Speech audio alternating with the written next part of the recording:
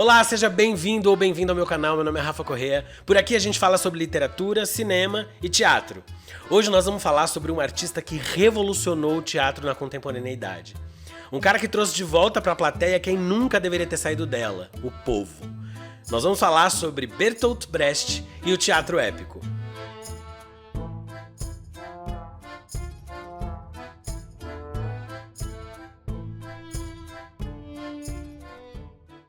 Eugen Bertold Friedrich Brecht. Eu vou falar Brecht, tá, gente? Porque meu alemão, como vocês puderam ver, é péssimo. O nome dele, obviamente, tem toda uma entonação em alemão. O nome completo dele é esse que apareceu na tela que eu tentei ler, tá? Brecht nasceu em 10 de fevereiro de 1898, na cidade de Augsburg, na Alemanha. Ele é filho de Bertolt Brecht e de Sophie Bressing. Ele cresce numa família de classe média, seu pai era diretor administrativo da Heinzel Papierfabrik, uma das mais importantes indústrias de papel lá de Augsburg, que foi fundada no século XIX. Sua mãe vem de uma família protestante de classe média alta e teve uma formação bem sólida, o que não era muito comum para as mulheres naquela época. E isso é bem importante porque, como ela era uma mulher, né, de seu tempo, dedicada a cuidar da família, né, uma mulher ali do lar, mas tinha essa formação, né, ela era de uma família muito culta e que teve acesso à cultura, à literatura, né, a estudo. Ela, que estava convivendo com Brecht ali o tempo todo, influenciou demais o Brecht durante a sua infância. Foi graças a ela que ele se interessou tanto por literatura, ela introduziu o Brecht à filosofia e graças a essa infância, né, privilegiada, essa infância com bastante acesso à cultura e educação, Brecht vai criar uma visão bastante crítica das coisas logo cedo. Na juventude, o Brecht vai estudar medicina na Universidade de Munique, mas ele abandona o curso na metade para poder se dedicar ao teatro, né, e à vida de artista. Mesmo assim, Brecht vai ser convocado durante a Primeira Guerra Mundial e ele vai para o campo. Na verdade, não para o campo de batalha, ele não pega em armas, ele vai para o hospital militar. Então ele vai ser assistente hospitalar durante a Primeira Guerra Mundial. Essa experiência durante a guerra, né, porque trabalhando no hospital militar ele estava ligado diretamente ao sofrimento daquelas pessoas e o sofrimento que a guerra causava.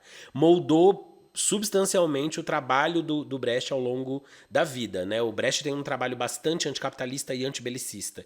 E muito se dá durante esse primeiro contato dele com a guerra, diretamente no campo, diretamente com o contato com pessoas e feridos da Primeira Guerra Mundial.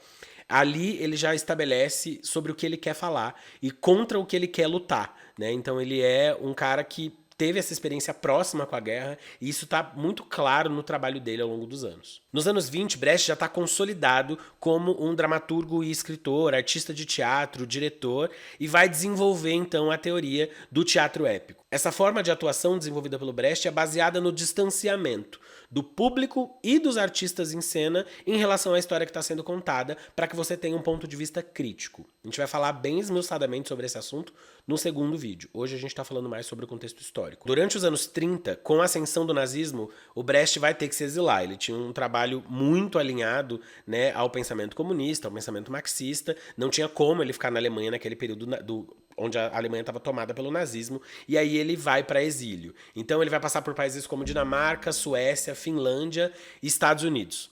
Depois da Segunda Guerra Mundial, ele vai voltar para a Alemanha, e agora na Alemanha Oriental, onde ele funda o Berliner Ensemble, que é a companhia que vai consolidar essa estética teatral pela qual ele ficou conhecida aí ao longo da história. Brecht, então, vai falecer em 14 de agosto de 1956, na Berlim Oriental, devido a um ataque cardíaco. E o seu legado tá aí para todo mundo saber, né? Ele revolucionou o teatro moderno e influenciou dramaturgos até os dias de hoje.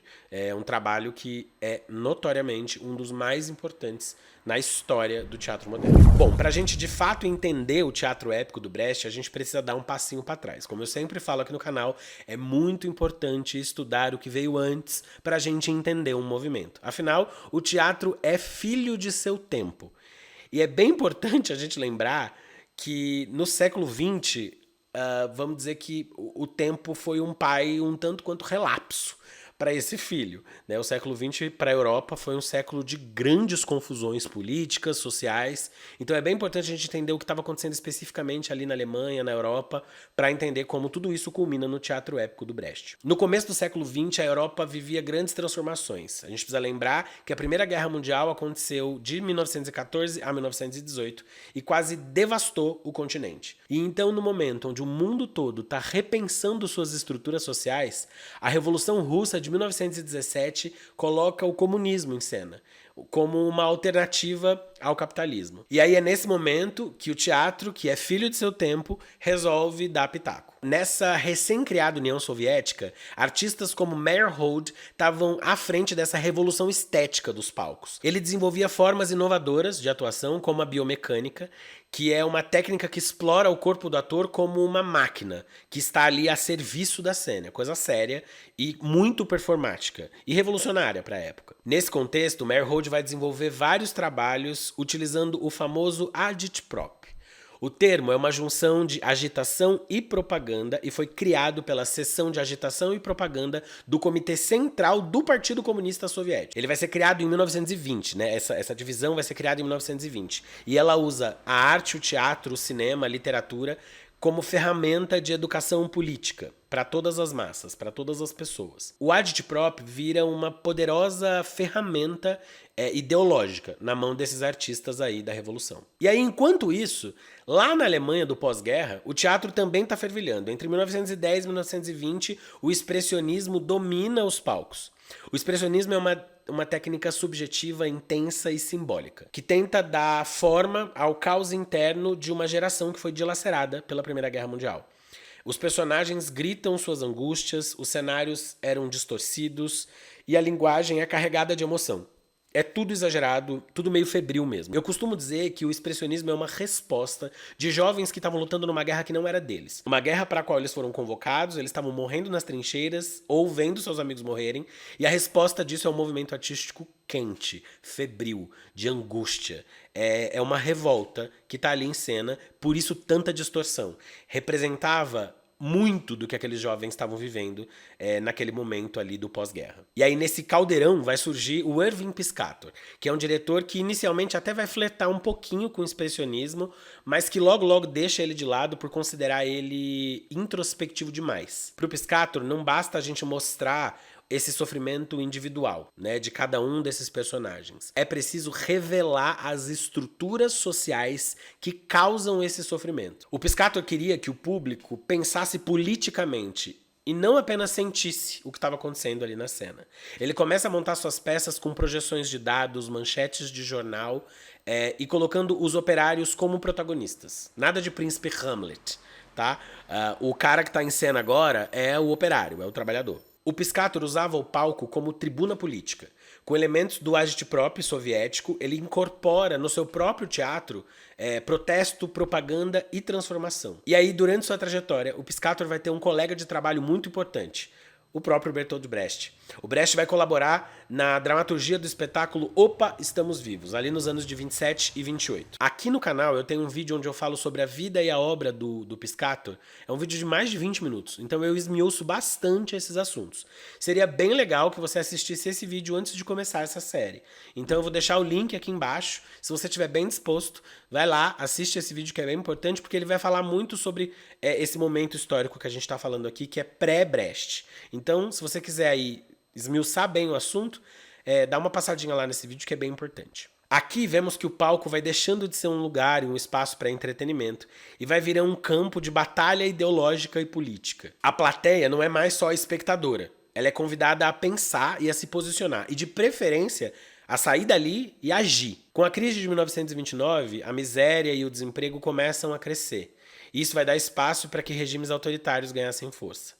Na Itália, Mussolini vai desenvolver o fascismo e na Alemanha, Hitler chega com o nazismo. Diante disso, vários artistas, inclusive Brecht, vão responder com arte e crítica bastante combativas. Nesse cenário de crise, de transformação, O Brecht, que ainda é jovem, começa a consolidar essa sua visão teatral. O Brecht vai juntar tudo isso com que ele teve contato, o agite próprio, o expressionismo, as ideias do Piscator, e vai somar, vai misturar com filosofia marxista, com a literatura clássica com a qual ele já tinha bastante contato, e até com formas de teatro oriental, como no caso da Ópera de Pequim. E então, com toda essa influência, tanto externa e do mundo, quanto das experiências que o próprio Brecht viveu, ele vai desenvolver o teatro épico. E através dele se consolidar como um dos maiores artistas de todos os tempos, eu diria. Eu espero que você tenha entendido um pouquinho sobre esse contexto histórico onde o teatro épico vai se desenvolver. No próximo vídeo a gente vai falar sobre o teatro épico em si, o conceito e a origem dele, vamos falar até um pouquinho sobre atuação, sobre formato mesmo. Eu peço para que você, mais uma vez, se inscreva, comente aqui no vídeo o que você achou, deixa suas ideias, pode me dar ideia para próximos vídeos também. Aceito muito essa interação, porque essa interação faz toda a diferença aqui no canal e na maneira como esse conteúdo é entregue para outras pessoas que se interessam por teatro, tá? Então, por enquanto é só. Espero vocês no próximo vídeo. Muito obrigado e até a próxima.